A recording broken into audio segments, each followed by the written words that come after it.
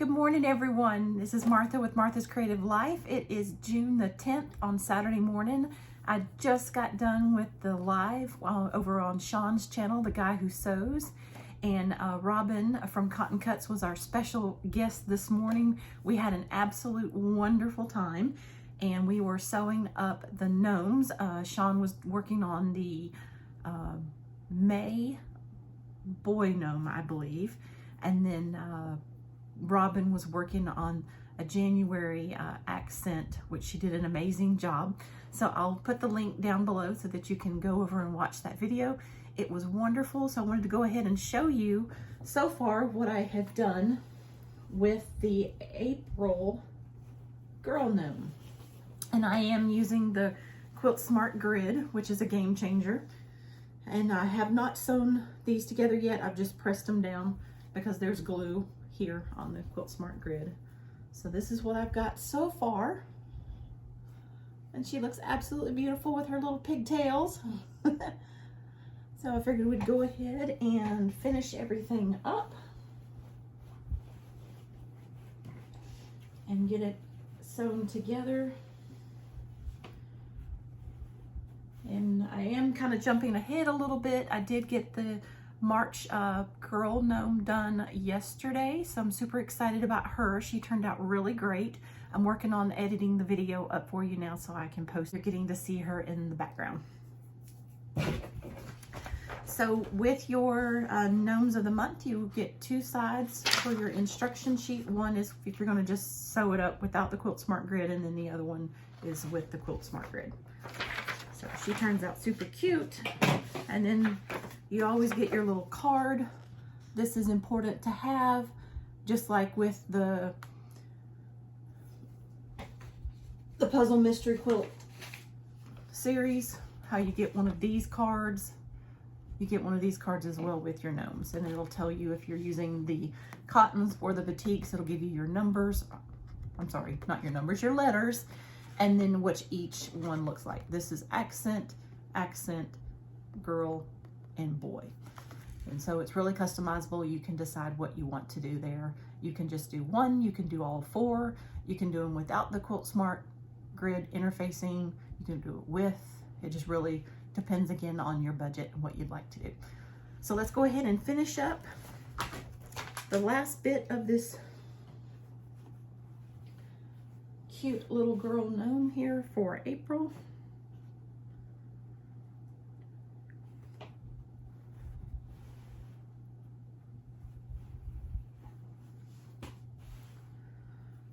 Something that I recently did this week while I was on vacation, I bought myself a steam fast iron.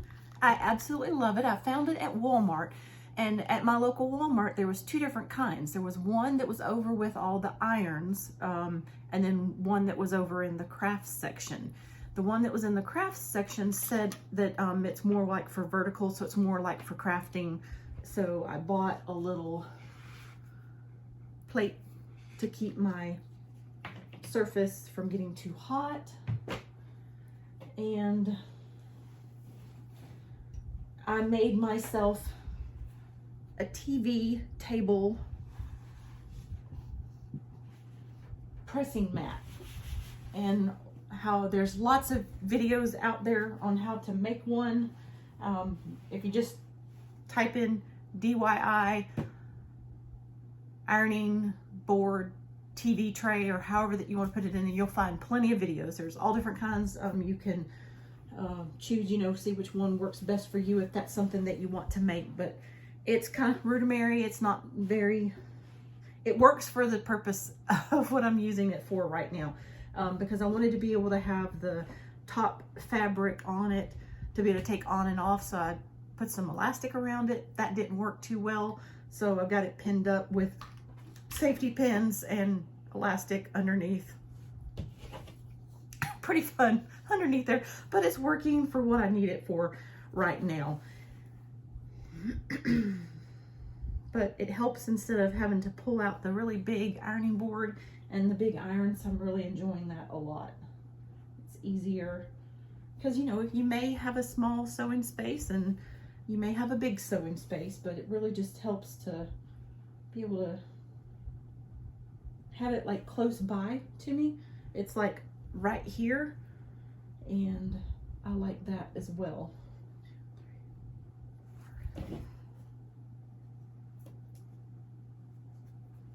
So I'm thankful for all the YouTube creators out there that made some videos on making one.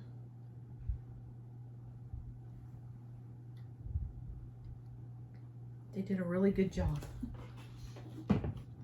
And what I used for the middle, you've got the TV table.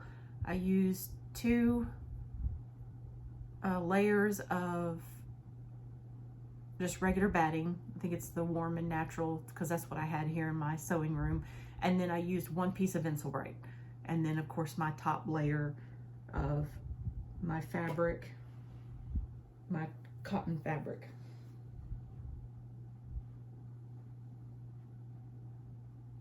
So far, so good. I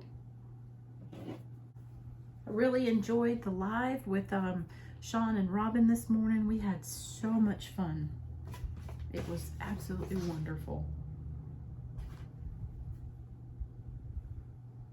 I seem to always miss a few of my half square triangles, because on the other side, if you use the directions without using the Quilt Smart grid, you just sew each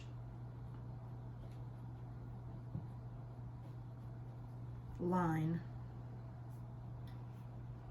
But I try, when I'm using the Quilt Smart grid, to go ahead and sew up all of my half square triangles.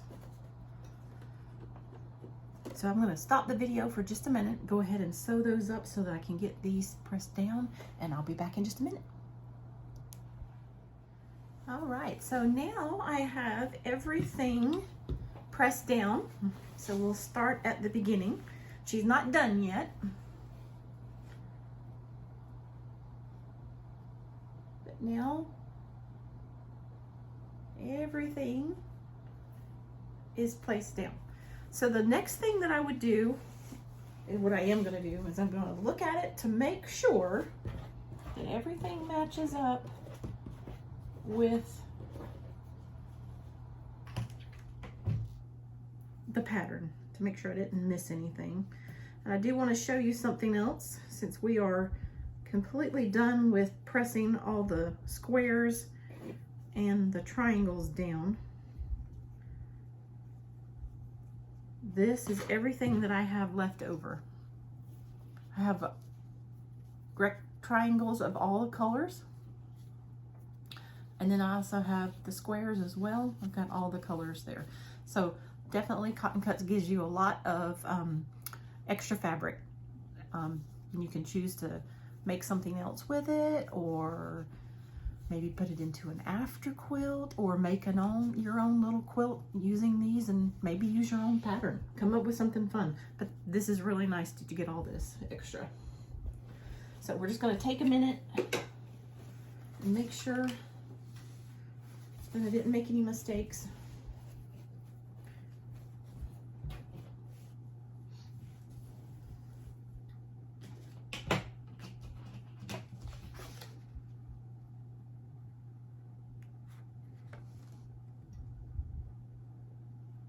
I love her little pigtails.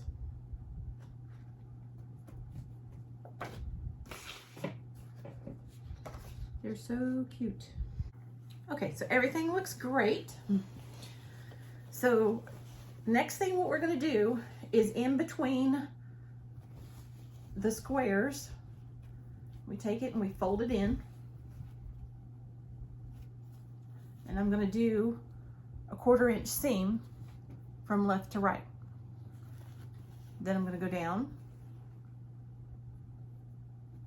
fold the next one in, and sew from left to right until I get done all the way down.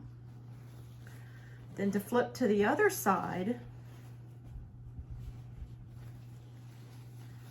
well, once I'm done from top to bottom, left to right, you'll up to where your 1/4 inch seam line is, you'll take a little snip,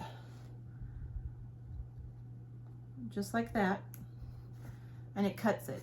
But you don't want to cut into your 1/4 inch seam, because then that would cut the thread. You don't want to do that. But basically what that'll do is, by doing that, once you've got this line here sewn, when you go to turn it and sew all the way down from top to bottom, this will make it easier for your seams to lay down, so that you don't have as much bulk behind it. So that's what we're going to do next, is go ahead and do all the sewing. Okay, so now we've got an accordion gnome here. That's what it reminds me of, an accordion. So I've got on the back, I did my 1/4 inch seam all the way down. Okay. One thing, it's just Martha tip here, on the very first gnome that I did, the January one of mine, I guess I just didn't press it down well enough, and it got caught up in the stitching, so I had to go back and unstitch it. I had to use my friend Jack, get it taken care of, so that I could press it back down and then stitch it back down. So before you go to the next step, after you do all this sewing here, go ahead and make sure that all of your squares look okay, that none, you know, peeled back or something. That way it's a lot easier to fix it now before you go and do the seams down here. So that's going to be the next step. We've got all the seams from left to right. Now we're going to go from up and down. So I shared with you the snipping, so I'm actually going to show it to you. If you're like me, you learn by seeing and doing. So here we've got the 1/4 inch seam from left to right, and right here at the intersection, we're not going to clip all the way through the stitch, but we're going to clip in just a little bit.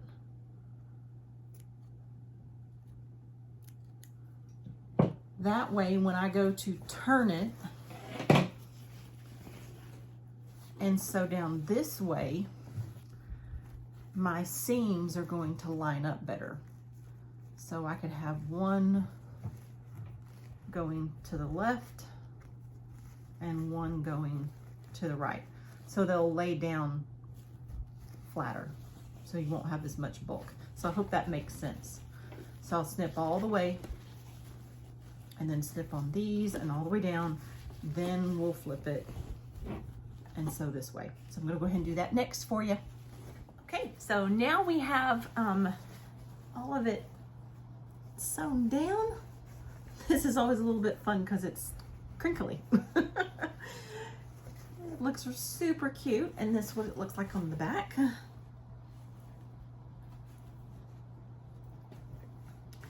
right, so next what I'm going to do is I'm going to take my scissors and go ahead and cut off the extra interfacing that's around the whole thing, because you do have 2 squares here and 1 square on this side. So if you do keep it, you could play around with some squares and see what you can come up with. So we're going to go ahead and cut all that off. With the power of video editing, yay, we have the April girl gnome done from Cotton Cuts. She's so cute. They all are. I love them. So let me go ahead and give you a show. Look at her. Look at her little pigtails or ponytails. Absolutely love it. She turned out so pretty, and she was so much fun to put together.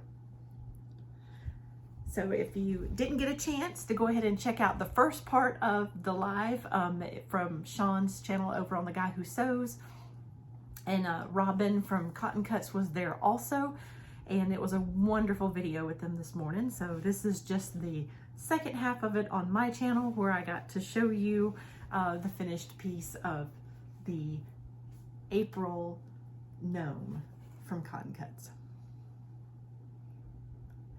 So hope you enjoyed this video.